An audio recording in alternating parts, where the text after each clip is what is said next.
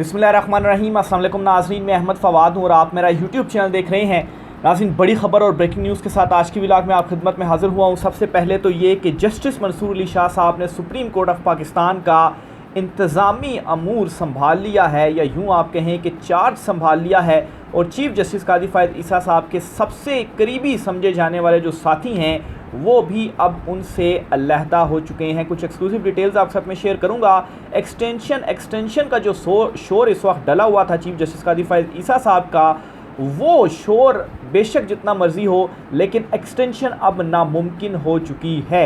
एक तो नाज़रीन, सुप्रीम कोर्ट ऑफ पाकिस्तान में सख्त मजम्मत का सामना है। चीफ साहब अपनी जो अक्सरियत है वो कब की खो चुके हैं, और अब और भी जो मामलात हैं वो उनके हाथ से मज़ीद निकलते जा रहे हैं। और दूसरी तरफ नाज़रीन, पार्लियामेंट के अंदर भी इस वक्त जो नंबर गेम है वो भी हुकूमत के हक़ में नहीं है। यानी कि अगर वो 2/3 अक्सरियत कौमी असम्बली में ले भी लेते हैं तो सेनेट में जो उनकी पोजीशन है वो ऐसी नहीं है कि वो कोई भी आइनी तरमीम मंजूर करवा सकें। कुछ एक्सक्लूसिव डिटेल्स आप साथ शेयर करनी है। दूसरे नंबर पर नाज़रीन, इलेक्शन कमीशन ऑफ पाकिस्तान ने चीफ जस्टिस कादी फ़ायद ईसा साहब के ऊपर एकदम चीफ जस्टिस कादी फ़ायद ईसा के फ़ैसले के ऊपर एकदम से कुर्तियाँ दिखाना शुरू कर दी हैं। ये वही इलेक्शन कमीशन है जो PTI के हक़ में अगर कोई फ़ैसला आता है तो उसके बाद बहाने गालबन तलाश करता है कि ये फ़ैसला जो है वो सुप्रीम कोर्ट का समझ से बालादस्त है। लेकिन चीफ साहब अगर कोई फ़ैसला देते हैं तो उस फ़ैसले के अंदर फ़ैसले पर 24 घंटे के अंदर इम्प्लीमेंट जो है वो होता है। कुछ तफसीलात आप साथ में शेयर करूंगा। और MQM ने ये कहा है जी कि हमारे गवर्नर को अगर तब्दील किया गया तो फिर हम ये जो हुकूमत है वो छोड़कर चले जाएंगे। MQM के जो गवर्नर हैं कामरान टसूरी, उन्हें तब्दील करने के हवाले से पीपल्स पार्टी और नून लीग में इतफाक़ हुआ है, तो MQM ने आंखें दिखाना शुरू की हैं। इस पर भी तो कुछ तफसीलात आप साथ में शेयर करूँगा। सबसे पहले तो नाज़रीन, सुप्रीम कोर्ट ऑफ पाकिस्तान की तरफ बढ़ता हूँ। देखिए, मामला कुछ यूँ है कि जस्टिस मंसूर अली शाह साहब की जानिब से ऑलरेडी जो इंतज़ामी अमूर हैं वो संभाल लिए गए हैं, और जो अक्सरियत है वो तो पहले ही चीफ जस्टिस कादी फ़ायद ईसा साहब के पास नहीं थी, और अब मज़ीद जो कुछ जजेज़ हैं वो भी उनसे साइड पर हो गए हैं या उनसे अलहदा आप कहीं हो गए हैं। जस्टिस याहिया अफरीदी साहब जो हैं वो काफ़ी करीब समझे जाते थे चीफ जस्टिस कादी फ़ायद ईसा साहब के, वो भी इस वक्त जस्टिस मंसूर अली शाह साहब जो हैं उनकी साइड पर खड़े हुए नज़र आ रहे हैं। कुछ तफसीलात इस वाले से आपको बताता हूँ। देखें, अरशद शरीफ केस को समाअत के लिए मुकर्रर करने का मामला था। इसकी डिटेल जो है वो क्या हुआ था जजिस कमेटी की मीटिंग के अंदर, वो मैं आपसे शेयर कर चुका हूँ। लेकिन इसमें मज़ीद अपडेट ये है कि देखें, इस कमेटी के जो मीटिंग मिनट्स थे, यानी कि इस कमेटी के अंदर क्या डिस्कशन हुई, वो 2 मरतबा जारी हुए। एक मरतबा तो चीफ जस्टिस कादी फ़ायद ईसा साहब ने जारी कर दिए, दूसरी मरतबा जस्टिस मंसूर अली शाह साहब की जानिब से ये जो कमेटी मिनट्स थे वो जारी किए गए। और ये ज़ाहिर सी बात है, रजिस्ट्रार के थ्रू जो इंतज़ामी अमूर होते हैं वो उसी तरीके से चलाए जाते हैं। अब इसमें जी क्यों दोबारा मिनट्स जारी किए गए, क्योंकि ये 2 जजिस का कहना था, जस्टिस मंसूर और जस्टिस मुनीब अख्तर। जो जजिस कमेटी है इसमें चीफ जस्टिस कादी फ़ायद ईसा, जस्टिस मंसूर अली शाह और जस्टिस मुनीब अख्तर, ये 3 जजिस शामिल हैं जो कि बेंचेस की तश्कील और केसेस को समाअत के लिए मुकर्रर करती है, और जो अक्सरियत होती है उसी का जो फ़ैसला है वो माना जाता है। तो ये जो 2 जजिस थे, जस्टिस मंसूर और जस्टिस मुनीब अख्तर, इन्होंने ये जो है वो कहकर दोबारा मिनट्स जारी किए कि जी मुकम्मल जो मिनट्स हैं वो जारी नहीं हुए। तो ज़ाहिर सी बात है, अगर आधी बात की जाए या आधा सच बताया जाए तो आधा सच झूठ से भी कई गुना ज़्यादा ख़तरनाक होता है। तो इन्होंने मुकम्मल जो मिनट्स थे वो उनके जारी करवाए। तो यहाँ पर जी एक तो जस्टिस मंसूर अली शाह साहब ने अपना जो इख्तियार था, अथॉरिटी थी, वो दिखाई, और फिर इसी तरीके से जी कुछ फ़ैसले आने के बाद जो एक आर्बिट्रेरी कमेटी थी, इस कमेटी से भी जस्टिस मंसूर अली शाह साहब को जो सरबराही वो कर रहे थे उनसे हटाया गया, और ये सरबराही जस्टिस याहिया अफरीदी साहब को दी गई। लेकिन जस्टिस याहिया अफरीदी ने इस कमेटी की सिलसिले में, मीटिंग के सिलसिले में अमेरिका जाना था, दीगर जजिस गए, लेकिन जस्टिस याहिया अफरीदी जो हैं वो अमेरिका नहीं गए। तो ये भी एक बड़ा इशारा है कि चीफ साहब ने, उन्हें तो इस कमेटी की सरबराही दे दी, लेकिन इस कमेटी की सरबराही या मिनट में जाने से जो है वो जस्टिस याहिया अफरीदी साहब की जानिब से जो इनकार किया गया, वो इस बात की तरफ वाज़ेह इशारा है कि चीफ साहब अपने जो करीबी हैं उनको भी आहिस्ता आहिस्ता करके खोते जा रहे हैं। एक चीज़ तो ये होगी, सुप्रीम कोर्ट ऑफ पाकिस्तान के अंदर जो इस वक्त सूरत हाल है, सख्त मजम्मत का सामना है, और सुप्रीम कोर्ट ऑफ पाकिस्तान के अंदर से अगर कोई कहे कि काजी साहब को एक्सटेंशन के लिए कोई अक्सरियत होगी तो ये अब नामुमकिन हो चुकी है। अब जो जजेस हैं दूसरी तरफ या काजी साहब के मुखालफत में या इस एक्सटेंशन की मुखालफत में उनकी तादाद में एक ऐसा इजाफा हो चुका है कि एडहाक जजेस लगाने से भी जो नंबर गेम है वो काजी साहब के पास नहीं आएगी। दूसरी तरफ नाज़रीन जो एक्सटेंशन का मामला है वो चूँकि कौमी असम्बली और सेनेट से भी 2/3 अक्सरियत चाहिए आइनी तरमीम करने के लिए। आइनी तरमीम होगी तभी जो एज है वो 65 से 68 की जाएगी और फिर उसके बाद चीफ साहब की मज़ीद 3 साल की जो एक्सटेंशन है वो होगी। बहरहाल जी अब इसमें इस वक्त कौमी असम्बली के अंदर और सेनेट के अंदर 2/3 अक्सरियत अगर हो तो क्या नंबर गेम बनती है।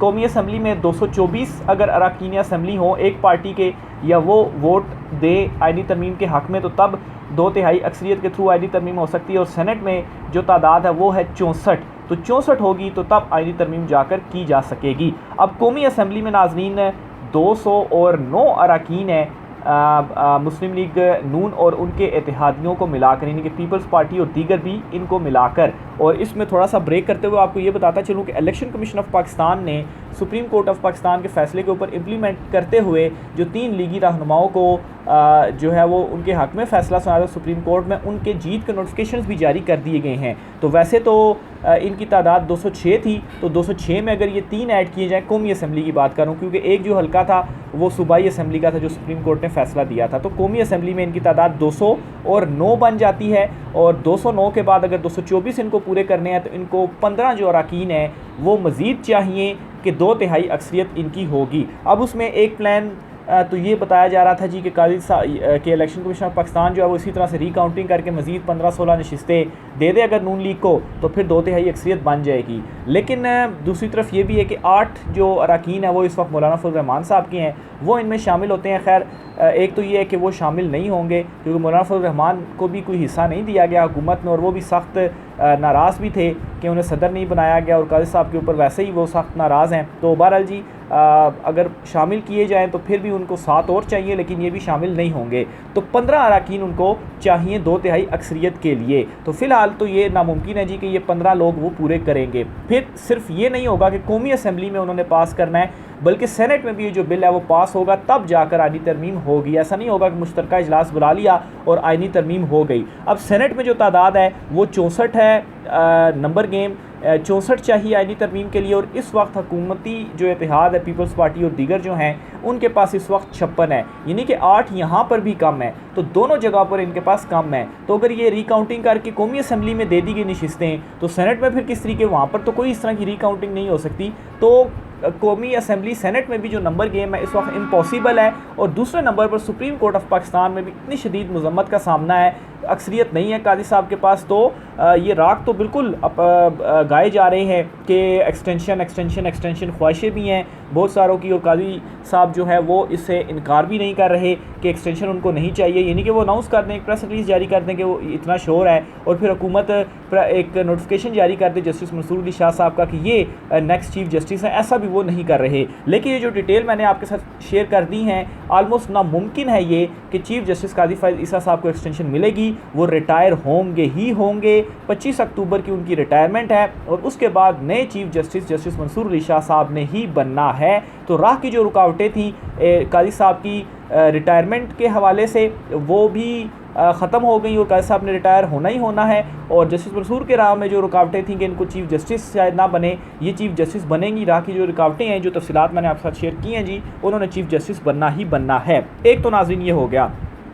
दूसरे नंबर पर नाज़रीन जो ख़बर आपके साथ शेयर करनी थी जो इलेक्शन कमीशन ऑफ पाकिस्तान की थी। अच्छा, इलेक्शन कमीशन ऑफ पाकिस्तान ने जो फ़ैसला दिया था मखसूस नशिस्तों का, इस फ़ैसले के ऊपर तो बड़ा देर से जाकर इम्प्लीमेंट किया था। इवन के 39 जो MNAs थे उनका नोटिफिकेशन भी इन्होंने बड़ा देर से जाकर जारी किया था, जब बिल्कुल एंड होने लगा था टाइम, 15 दिन इनको दिए गए थे और बिल्कुल आखिरी दिनों में ही जाकर इन्होंने सुप्रीम कोर्ट में इन चैम्बर ये दरख्वास्त दे दीजिए कि 41 के हम कैसे नोटिफिकेशन जारी करें, क्योंकि वो जो 41 है उनकी कन्फर्मेशन कैसे की जाए कि ये PTI के ही हैं, क्योंकि उन्होंने जो वो दिया हुआ है सर्टिफिकेट दे रहे हैं, पार्टी सर्टिफिकेट दे रहे हैं, उसकी तस्दीक कौन करेगा? क्योंकि पीटीआई के चेयरमैन तो बैरिस्टर गोहर को इलेक्शन कमीशन नहीं मान रही, क्योंकि इंट्रा पार्टी इलेक्शन का जो मामला है वो अभी तक चल रहा है, और दूसरा इंट्रा पार्टी इलेक्शन का मामला अभी तक चल ही रहा है। उसे कोई पाकिस्तान तहरीक इंसाफ के हवाले से उसे केस को मुकर्रर अभी तक नहीं किया जा रहा कि उसके ऊपर मज़ीद अपडेट आए। जब बल्ले का निशान छीनना था तब तो बड़ी तेज़ी से जो समातें थी वो भी हुई, और जो फैसले थे वो भी इलेक्शन कमीशन ऑफ पाकिस्तान ने दिए।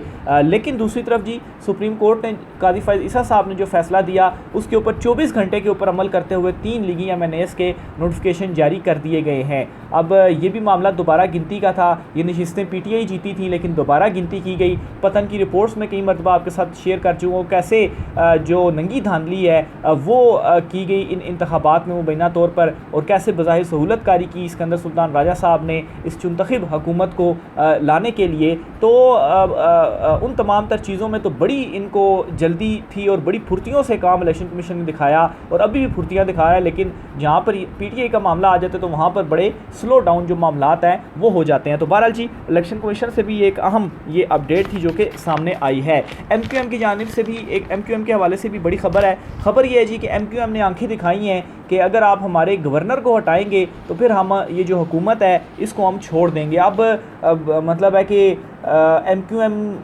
भी अब उनको मालूम है कि एक तो वो ये जो 20-21 नशिस्तें उनको मिली हैं, वो ख़ुद भी हैरान थे कि इतनी नशिस्तें उनको कैसे मिल गई, और वो अब ये आंखें दिखा रही हैं कि हमारा गवर्नर आपने हटाया। तो मेरे ख़्याल से उनकी इतनी ज़्यादा कोई औकात नहीं है कि वो इस किस्म की खाली हाँ चले बात कर दी है, बात की हद तक तो ठीक है, लेकिन जिस तरीके से वो हुकूमत में आए हैं, जिस तरीके से उनका गवर्नर बना है, तो इस तरीके से जहाँ पर फैसले होने हैं वहाँ से उनका गवर्नर भी हट जाएगा, और आपकी नशिस्तें कम करनी हुई तो वो भी हो जाएंगी, लेकिन आप लोग इस हवाले से कुछ भी नहीं कर पाएंगे, क्योंकि आपको ये ख़ुद मालूम है कि आप किस तरीके से इस हुकूमत का हिस्सा बने हैं। एक नशिस्त भी आप नहीं जीते हुए थे, और उसके बावजूद भी आप जो है वो नशिस्तों के ऊपर बैठे हुए हैं, और इस वक्त हुकूमत का आप साथ दे रहे हैं। तो आपका इतना वो नहीं है कि आप इस किस्म की जो बातें करें, अपने कद से निकल कर आप बातें करें जी कि हम ये कर देंगे, हम वो कर देंगे। तो जब आपका गवर्नर बनाया गया तो मेरे ख्याल से तब भी आपको नहीं मालूम था कि आपका गवर्नर बन रहा है, और आप ख़ुद भी उस वक्त हैरान थे। तो अब जब हटाया जा रहा है तो तब भी आपसे पूछने की ज़रूरत नहीं है, जिन्होंने बनाया था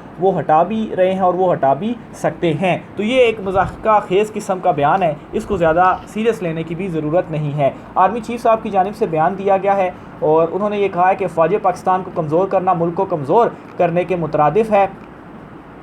इसी तरह से जी ये ख़िताब आर्मी चीफ साहब की जानिब से किया गया, काफ़ी ज़्यादा जो गुफ्तगू है वो उनकी जानिब से की गई, लेकिन मेन उनकी जानिब से यही एक पैगाम दिया गया कि फ़ौज पाकिस्तान को कमज़ोर करना मुल्क को कमज़ोर करना है। फिर उन्होंने कहा जी कि ये बलूचिस्तान बहादुर और हुब्बुल वतन लोगों का मस्कन है। बैरूनी ताकतों की सरपरस्ती में डिजिटल दहशतगर्दी की कोशिश की जा रही है। दुश्मनों को वाज़ेह पैगाम है कि हमारा जवाब तेज़ और दर्दनाक होगा।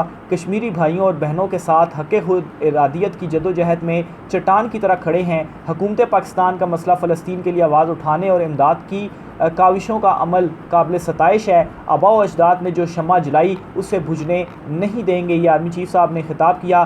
खैबर पख्तूनख्वा में जो है वो फितना अल खवारिज की रियासत मुखालिफ सरगर्मियों में दोबारा सर उठाया है। वतन अज़ीज़ के लिए कुर्बानियाँ देने का मुसम्मम इरादा रखते हैं। पाकिस्तान का मुस्तकबिल रोशन और ताबनाक है।